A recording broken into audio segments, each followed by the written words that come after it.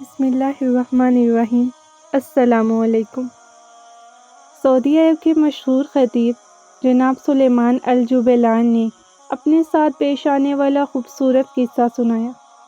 کہتے ہیں کہ ایک بار میں دیگر علماء کرام کے ساتھ اپنی کار میں سفر پر جا رہا تھا۔ ایک جگہ پر ایک کافی ضعیف شخص سڑک کے کنارے پر اپنی جیپ میں بیٹھا ہوا تھا اور اپنے اونٹوں کو سڑک کی دوسری جانب ہانک کر بیچ رہا تھا۔ مجھے اچانک بریک لگا کر روکنا پڑا۔ باقی سب تو ٹھیک تھا مگر ایک موٹا تازہ اونٹ آہستہ آہستہ چلتے چلتے سڑک کے بیچ میں آ کر رینگتے رینگتے آخر رک گیا اور وہیں پہ کھڑا ہو گیا۔ میں نے صرف اسی نیت اور مقصد سے کہ اونٹ بغیر تنگ ہوئے آگے بڑھتا رہے، آہستہ سے گاڑی کا ہارن بجا دیا۔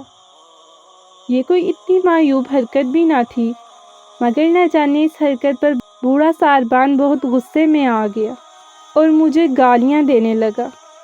کہنے لگا، لعنت تیرے باپ پہ، تو ہوتا کون ہے میرے اونٹ پر ہارن بجانے والا؟ اور نہ جانے اس نے میرے خاندان کے کس کس فرد کو ملعون ٹھہرایا۔ شاید سب پر ایک ایک کر کے بھی اس نے لعنت بھیجی ہوگی۔ بڑے احترام سے بجائے ہوئے ایک ہلکے سے ہارن کی وجہ سے اتنی گالیاں بالکل نہیں بنتی تھیں، بلکہ میں نے تو بہت ہلکی ریدم کے ساتھ ہارن بجایا تھا۔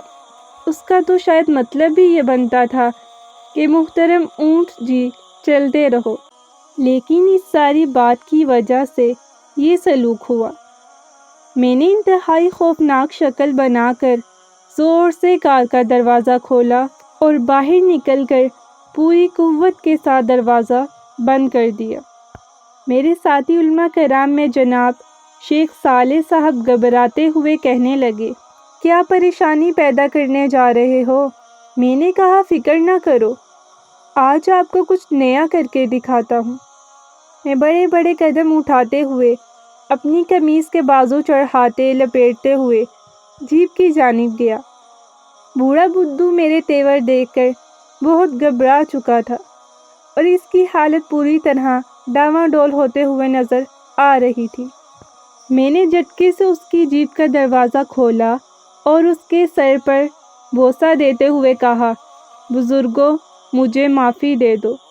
مجھے لگتا ہے میں نے آپ کے اونٹ کے ساتھ بے ادبی کر کے اسے ناراض کیا ہے، جس کا مطلب یہ ہے کہ میں نے آپ کے اونٹ کے ساتھ ساتھ آپ کو بھی ناراض کیا ہے۔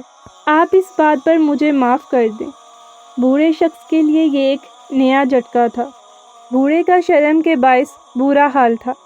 اپنے حواس پر قابو پاتے ہوئے کہنے لگا، میں نے تجھ پہ، تیرے ماں باپ پہ اور تیرے سارے خاندان پہ لعنت بھیجی ہے، اور تو الٹا میرے ماتھے پر بوسہ دے رہا ہے، اور صرف یہ ہی نہیں، مجھ سے معافی بھی مانگ رہا ہے۔ مجھے نہیں بلکہ تجھے ناراضگی ہوئی ہے، بلکہ مہربانی فرما کے تو مجھے معاف کر دے۔ میں نے کہا، واللہ میں تو تجھے قیامت تک معاف نہیں کروں گا۔ تو نے مجھے اور میرے خاندان کو جتنی گالیاں دی ہیں، ان سب کی معافی کا تو بس ایک ہی طریقہ ہے کہ اگر تو میری ایک شرط مان لے۔ بوڑھے نے کہا، میں حاضر ہوں، بتا تیری شرط کیا ہے؟ میں نے کہا، میری شرط یہ ہے کہ ہم سب کو اپنی اونٹنیوں کا دودھ پلا۔ بوڑھے نے مسکرا کر کہا، باخدا یہ تو کوئی بڑی شرط نہیں، میں بالکل حاضر ہوں۔ اس نے جلدی سے زمین پر اتر کر قالین بچھایا، گدے نکال کے لگائے۔ میں نے اپنے ساتھیوں سے نیچے آنے کو کہا اور ہم سب بیٹھ گئے۔ بوڑھے نے جیپ کا ہارن بجا کے دور کھڑے اپنے خادم کو بلا کے ذمہ لگایا کہ جلدی سے اونٹنیوں کا دودھ نکال کے لائے اور ہم سب کی تواضع کرے۔ میرے پوچھنے پہ کہ تجھے شعر کہنا آتے ہیں تو اس نے ہمیں عربی ادب کے لاتعداد اشعار سنا ڈالے۔ یہ محفل آدھا گھنٹہ سجی اور ایسا ماحول بنا کہ جیسے ہم برسوں سے واقف ہوں۔ یقینی بات ہے کہ باتوں باتوں میں بوڑھا شخص یہ بھی جان چکا تھا کہ ہم لوگ کون ہیں۔ آدھے گھنٹے کے بعد جب ہم نے اجازت لے کر اٹھنا چاہا تو بوڑھے نے ہم تینوں کی قمیض پکڑ لی اور کہنے لگا، اللہ گواہ ہے، مجھے تم لوگوں سے پیار ہو گیا ہے۔ میں تم لوگوں کو ایسے نہیں جانے دوں گا۔ میں نے بوڑھے سے کہا، ہمیں پہلے ہی بہت دیر ہو چکی ہے، کھانا وغیرہ شرط زندگی پر کبھی کھا کر چلے جائیں گے، ابھی تو ہمیں بس اجازت دے دیں۔ بوڑھے نے اپنے اونٹوں کے پیچھے بہت دور گہرے پردے میں ڈکی چھپی 3 لڑکیوں کی طرف اشارہ کرتے ہوئے کہا، وہ دیکھو، وہ میری 3 بیٹیاں ہیں، تم تینوں عالم فاضل لوگ ہو، مجھے عزت بخشو اور ایک ایک سے نکاح کر لو۔ خطیب اپنا یہ قصہ سناتے ہوئے حاضرین سے پوچھنے لگے کہ کیا خیال ہے پھر؟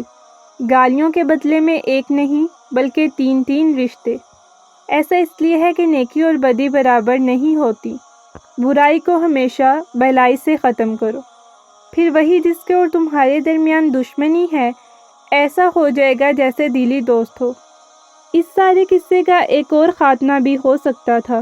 میں باہر نکل کر اسے للکارتے ہوئے کہتا، ارے او بڈھے شیطان، تو میرے ماں باپ پہ لعنت بھیجتا ہے؟ اور بوڑھے نے اپنی جیب کی نشست کے نیچے جو کلیشن کوف نکال کر مجھے ایک برست مارنا تھا اور اس سارے قصے کا ایک سیاہ خاتمہ ہو جاتا۔